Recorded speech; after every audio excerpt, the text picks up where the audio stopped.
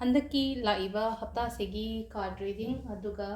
pendulum गा हाइफेटंग check तौसेको हाइदि करी message लाके करी गाइडेंस लाके एन हाइबदोको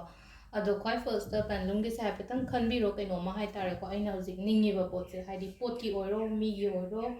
नत्रगा थबैं खांगी ओइरो एग्जाम गी कैगी सुम खलसेने हाइदि करी येसो नो लापरा कमाइ तौगदगे खुदकदगे हाइबदो हाइतारेको अदो क्वाइ फर्स्ट हाइदि शोर हाइतारेको ब्रीद इन ब्रीद आउट से 5 times कुंबा तपना तौबिरो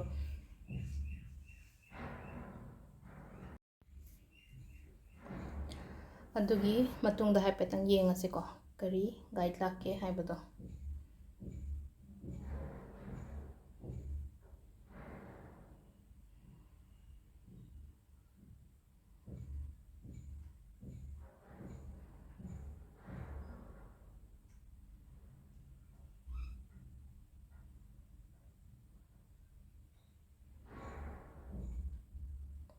ओइबे याबगी चांसेस ति लेको हाइदि पॉसिबली इन लाइको पॉसिबली संडे और वेडनेसडे अदुगा मंथ हारगना मे और नवंबर को मे और नवंबर सिदा हाइ तारेको थादना मे नवंबर लेरे संडे का वेडनेसडे का लेरे अदुगा ओइबे याबगी चांसेस से वांगना लेरेको अदु सिसिना अखोइना अहांबगी पेंडुलम गी लेरेको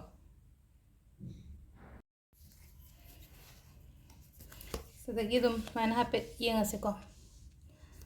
अखोइगी इपोक नुमित की ओइना येंगसेको कार्ड से तरी लौथोगे साइन तौरगा हाइदि मंडे ट्यूसडे वेडनेसडे थर्सडे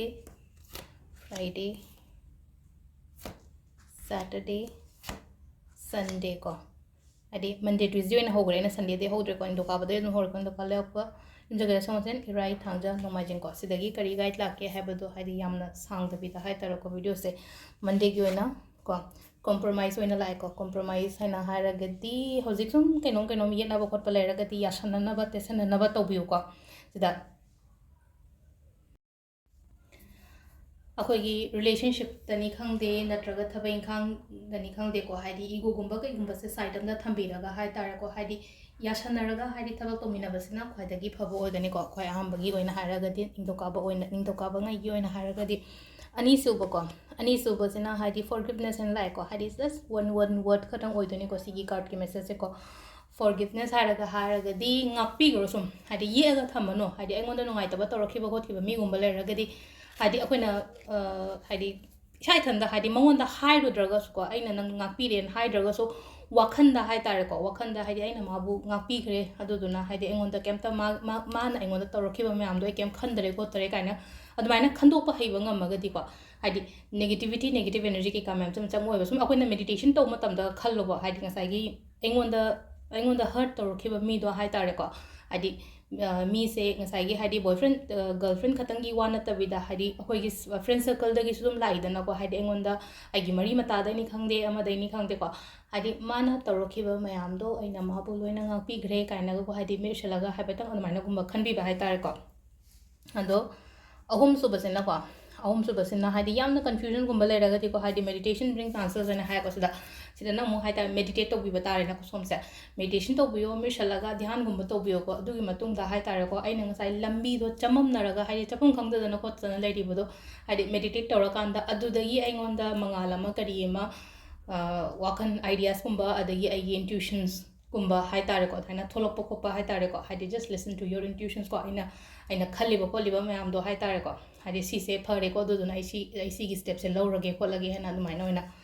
अदुका दोकाबले आप इमजगे सगोनसेन को सगोनसेन की ओइना हारगदी ऑलवेज रिमेन पॉजिटिव को हाइदि पॉजिटिव ओइना लेयो हाइदि हम हराउना जदा लेरे को एंजल से हम हराउना नोकना सु लेको सिदा अदुना हाइदि पॉजिटिव ओइना अदुम खल्लगा लेबियो बस सगोनसेन बोकपंगा ओइना हारगदी को सदिसदा लेरे सगोनसेन इराई को इराई गिसे अमु हाइदि कम्युनिकेट क्लियरली इन हाइ को वारी सादोपियो हाइदि कंफ्यूजन गुंबा कई गुंबा लेरगदी को हाइदि अखोइना मीगी मतांगीदा ओइरो थबकी मतांगीदा ओइरो वारी फजना सानरगा सॉल्यूशंस पोरकनबा तौपियो को अदो सिदगी कनो को थांगजसिना हाइदि पीसफुल रिजोल्यूशंस अने लाइको अदुम हजिक लाइबा प्रॉब्लम यामदो हाइदि अदुम यामना पीसफुली यामना इंगना चिकना अदुम कनो तौनी को ngसाइगी सॉल्यूशन से हाइ तारेको अमु फजना यानद्रे काइन खलमसेवा हाइदि अमु इंगना चिकना वारी सादोकनबा होनबियोबा कनो तौरगा हाइदि cut off tawbagi mahutta hai tare ko nomajing ko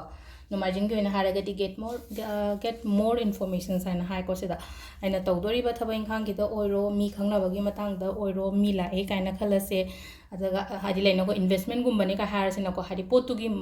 matang du da amuk hena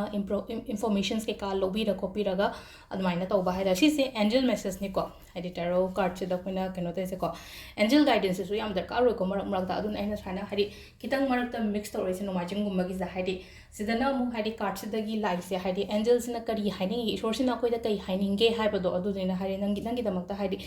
kwai first hiring do ka ba di compromise to yasanno ani shuba ngapi gro ahum suba meditate to shanti oina phamo do ga to dai lakpa answers ko dagi keno to sogon sen ko mari shuba hadi positive oina layo wakhan se ko manga